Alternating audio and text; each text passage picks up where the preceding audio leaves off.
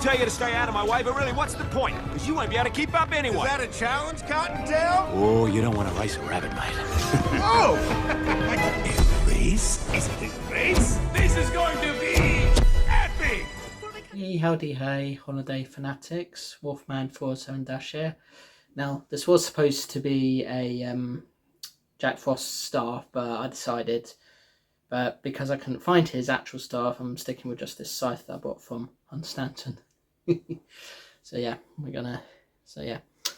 Okay, so Rise of the Guardians. It is a DreamWorks animation film directed by a guy whose directorial debut is that. It was the very last film that they did with Paramount before Paramount handed sort of the deal thing over to the studio formerly known as 20th Century Fox, and then eventually Universal bought DreamWorks Animation, and the rest is history. So Rise of the Guardians is an underrated DreamWorks film, I have to say. It's one that didn't do well at the box office. In fact, it did pretty poorly at the box office, even though it had some pretty good ratings from critics, audiences, and so forth. And the general idea of it is that it's basically a holiday Avenger Justice League sort of story, in which you got Santa, you got the Sandman, you got the Easter Bunny, the Tooth Fairy, and Jack Frost, all closely connected to childhood. So Santa is of course to do with Christmas, the Easter Bunny is to do with Easter, the Tooth Fairy comes around when a child loses their baby teeth and grows their adult teeth. The Sandman is of course to do with sleep, to give people dreams, not nightmares. And Jack Frost is all about snow days, or whatever else. And it's a film that I did quite enjoyed. I'm actually quite surprised it wasn't as successful as it was meant out to be, because it was a pretty decent film. It follows the same kind of animation that How to Train Your Dragon had, in that it's sort of got looks and feels like it could be a live action thing, but it's still animated. It's actually that kind of animation where it looks really, really realistic and really good, but not quite real to a degree. And I just loved how in this take on these characters to do with childhood, you got Santa, who's Russian, and I know that's going to set some Ukrainians off, I apologise. You got an Easter Bunny that's Australian, and the Tooth Fairy is still like the Tooth Fairy, has like sort of Emma Thompson sort of motherly feel to her, and the Sandman is just silent the whole thing, but you can tell what he's trying to say through the medium of interpretive dance, I would say. But no, it's things that he creates in sand. So the story that they go with the film is this character called Pitch Black, who is one of those villains that likes to spread darkness all over the land. Obviously not the first villain in history to have done that. There's a lot I could name that have tried to spread darkness in the world, but generally on the whole most villains try to do that anyway. But no, Pitch Black in particular wants to destroy children's dreams, imaginations, and everything, to the point where he wants to turn the world to pitch black.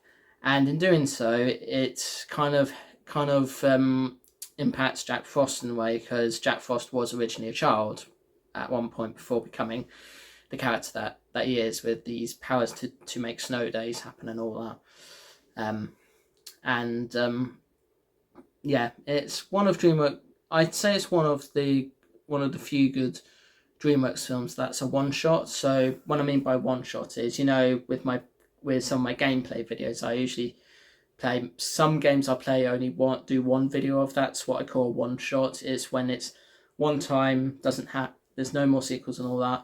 I think there were plans to do more films and so forth with Rise of the Guardians, but because the first film just didn't do too well, nothing really came of it. and it's fun. It's got wit, whimsy, funny moments, sad moments, emotional moments, moments where you just really want to hate the villain, and moments where you really just want to hate the hero, and it's got a lot of mature themes as well. So it's one of those family films that's got a bit of everything. And the thing is, even though it wasn't as successful as it was in the box office, people will remember it for a while, for a lot of reasons. Um, some of the big reasons are that it's not often that you get an Australian Easter Bunny or a Russian Santa, both who can both kick some butt. That and also Jack Frost has been for quite a few years now the subject of fan art, like very suggestive fan art. Like some people have actually put him up with Elsa from Frozen, because they both have ice snow powers. Sometimes as a couple, sometimes doing other stuff. And then there's also if you want to be more LGBTQ, he's also been partnered with Hiccup from How to Train Your Dragon for suggestive content as well. Yeah, DeviantArt's got loads, I tell you, and other places too. I think it is just one of those interesting films that technically isn't really a Christmas film. Yes, Christmas plays a big part in it, but usually the rules when it comes to Christmas films is that it gets released in the cinema one Christmas, and then the following Christmas the Blu-rays, DVDs and so forth get released, rather than how it traditionally is, where it's just a film that's released in the cinema and then a few months later it gets released DVD, Blu-ray and so forth. No, for Christmas films the rules are different there, unless it's on streaming.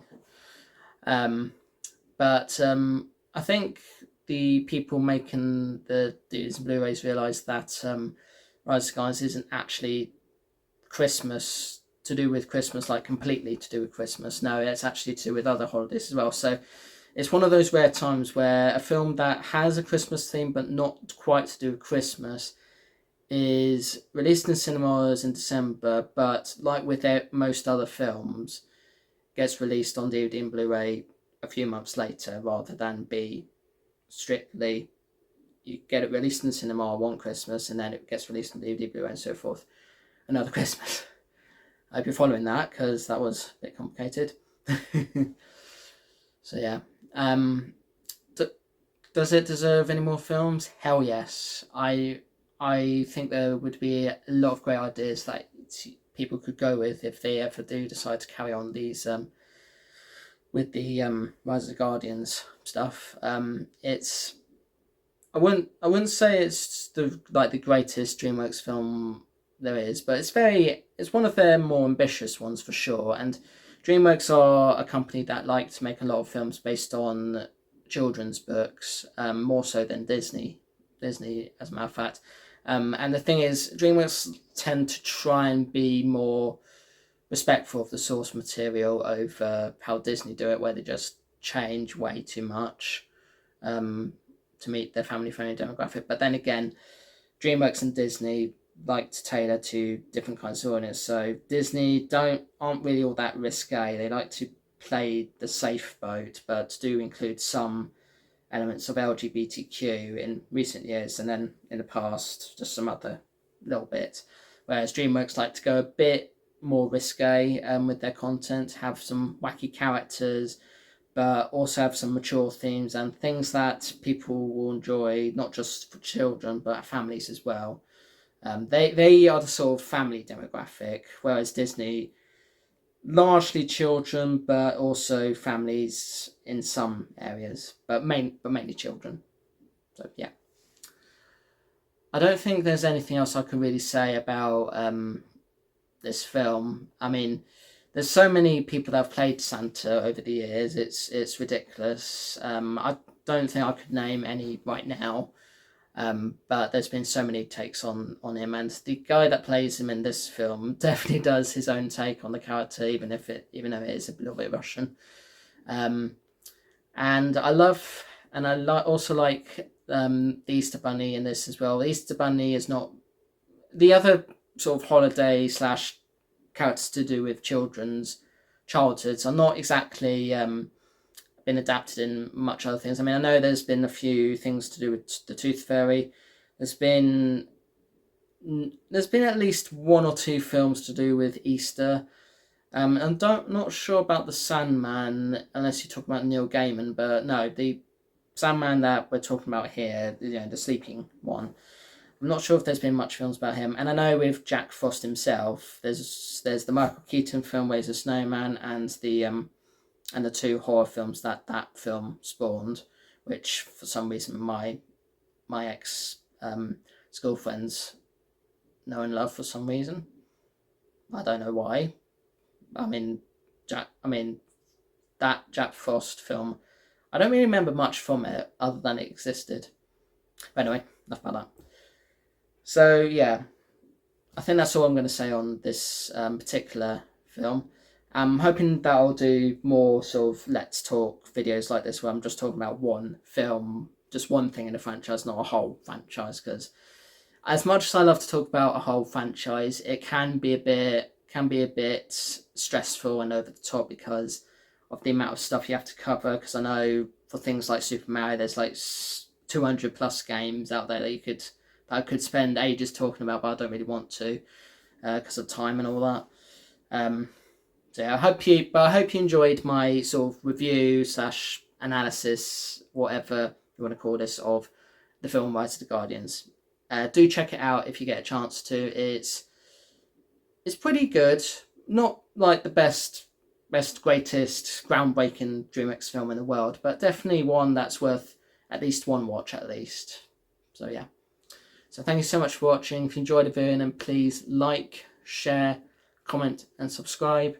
See you in the next one. Peace to you all. And you're never too old to believe in things like Santa, the Easter Bunny, Tooth Fairy, the Sandman, Jack Frost, and the rest of them. If you decide you don't want to believe in them anymore or don't believe in them at all, that's your choice. I'm not your dad or your granddad or whatever. So yeah, alright. Toodles.